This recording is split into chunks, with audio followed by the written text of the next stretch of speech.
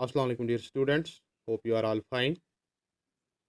कल हम index numbers की बात कर रहे थे और आप जान गए कि जो इंडेक्स नंबर्स होते हैं they help us to find out percentage change in the value of different variables. These variables may be prices of different goods or production of different commodities over time with reference to some base year, which happens to be the year of comparison. When various goods are simultaneously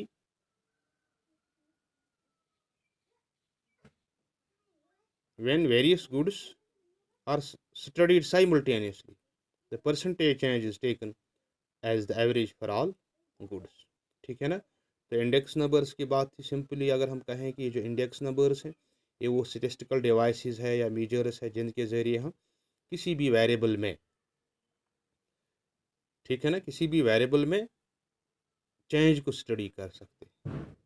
ये change कैसे होती है, कब होती है, कौन सी change होती है? It's the change with respect to time, with respect to geographical location or any other characteristic।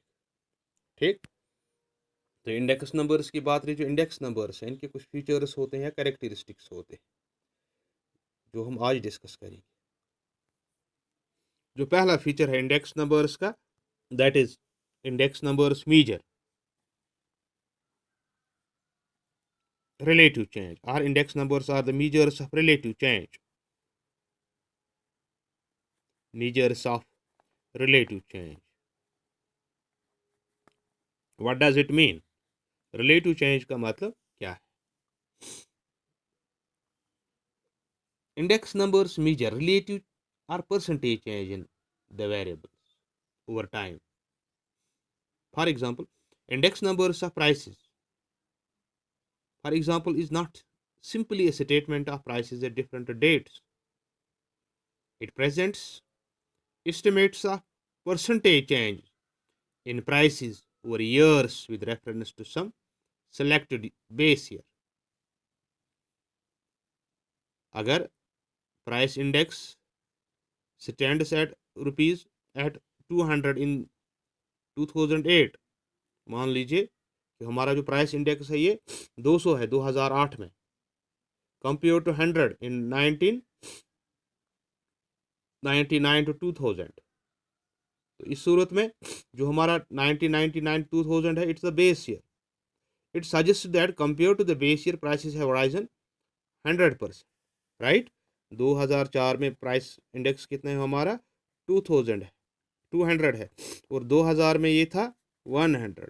अगर हम देखें तो इससे हमें पता चलता है कि अगर हम बेस ईयर के साथ 2004 को कंपेयर करें तो प्राइस क्या हुए हैं, 100% राइज हुए।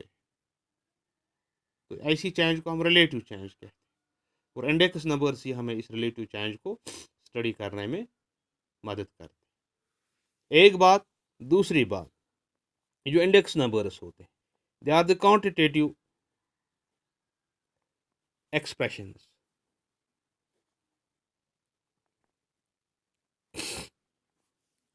What do you mean by quantitative expressions? देखिए, जो इंडेक्स नंबर्स हैं ये हमें ऑफर करते हैं precise measurement of the quantitative change in the concerned variables over time। The index of prices, for example, will tell us that between the year 2007, for example, and 2008, prices have risen by 7%, or that industrial production has declined by 3%, or national income has risen by 3.5% during this period। The index numbers are not the qualitative statements like prices are rising or falling। No, qualitative expression के लिए यहाँ कोई गुंजाइश नहीं है, बल्कि सिर्फ quantitative expression. जैसे आप जान गए कि प्राइसेस राइज हुए हैं 7%, या एम्प्लॉयमेंट बढ़ गया है 2%, या नेशनल इनकम बढ़ रही है या बढ़ गई in the previous year at the rate of 2% और 3% और 4%। All these percentage changes are relative changes are the quantitative expression, right. तीसरी बात खूबी ये इंडेक्स नंबर्स की है कि ये हमें चेंजेस दिखाते हैं in terms of average. Index numbers show changes in terms of averages. For example, when it is said that between the year 2007 and 2008 pie prices have risen by 7%. अभी हमने कहा कि 7 और 8 के बीच प्राइस कितने राइज हुए हैं, 7% राइज हुए. It does not mean that the price of all goods and services have uniformly risen by 7%.